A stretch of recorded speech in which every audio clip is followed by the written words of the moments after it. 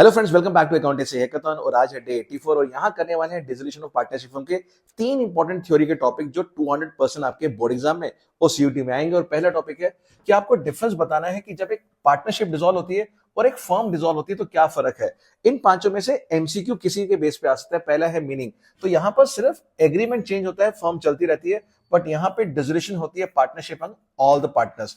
Economic relationship यहाँ पे change होते हैं, बंद नहीं होते, बट यहाँ पे इकोनॉमिक रिलेशनशिप बंद हो जाते हैं, फर्म बिजनेस करना बिल्कुल बंद कर देती है। यहाँ पर एसेट्स लायबिलिटीज को रीवैल्यू करते हैं और बैलेंस शीट में न्यू वैल्यू शो करते हैं, और यहाँ पे एसेट्स को बेचते हैं और लायबिलिटीज को पे ऑफ कर देते हैं। क्लोजर ऑफ बुक्स, यहाँ पे बुक्स को क्लोज नहीं करते, बट जब फर्म डिसॉल्व होती है तो सारी बुक्स क्लोज करना पड़ता है।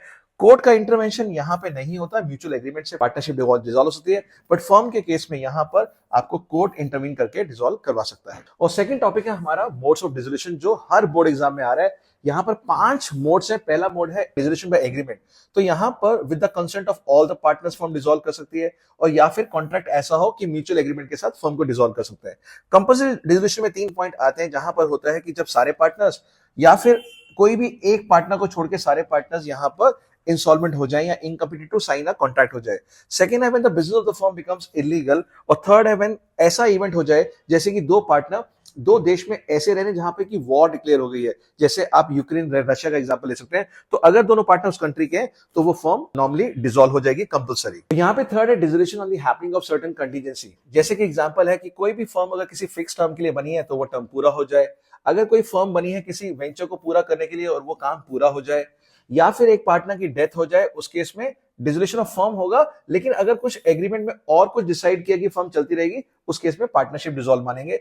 और जब एक पार्टनर इंसॉल्वेंट हो जाए, पार्टनरशिप डिसोल्यूशन एट विल, यानी यहां पर कोई भी एक पार्टनर अपनी इच्छा जाहिर कर देगा कि मैं फर्म को डिसॉल्व करना चाहता हूं, फर्म डिसॉल्व हो जाएगी। लास्ट है कोर्ट का ऑर्डर, तो ये कोर्ट का ऑर्डर कंपलसरी बहुत इंपॉर्टेंट है। यहां पर आपके 6 पॉइंट है। पहला है जब कोई पार्टनर इंसेन हो जाए या कोई पार्टनर परमानेंटली इनकेपेबल हो जाए to perform his duties as a partner. Third, जब कोई पार्टनर गिल्टी है मिसकंडक्ट की वजह से।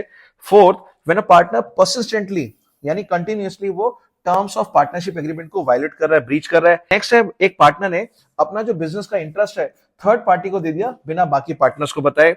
और लास्ट है when the business of the firm can not be run except loss. तीसरा topic settlement of accounts on dissolution of partnership firm, यानी कौन सी लायबिलिटी सबसे पहले पे करेंगे जब फर्म डिसॉल्व होती है, वो होता है हमारा रिलेशन एक्सपेंसेस। उसके बाद जितने भी आउटसाइड क्रेडिटर्स हैं सिक्योर्ड वाले, और आउटसाइड क्रेडिटर्स अनसिक्योर्ड उसके बाद पे होते हैं। उसके बाद कोई भी अगर आपके पार्टनर के अलावा कोई फैमिली मेंबर है, वाइफ है, ब्रदर है, उसका लोन पे करेंगे। देन पार्टनर का खुद का लोन पे करेंगे, एंड लास्ट में पार्टनर्स के कैपिटल अकाउंट खुद के बैलेंस पे करेंगे।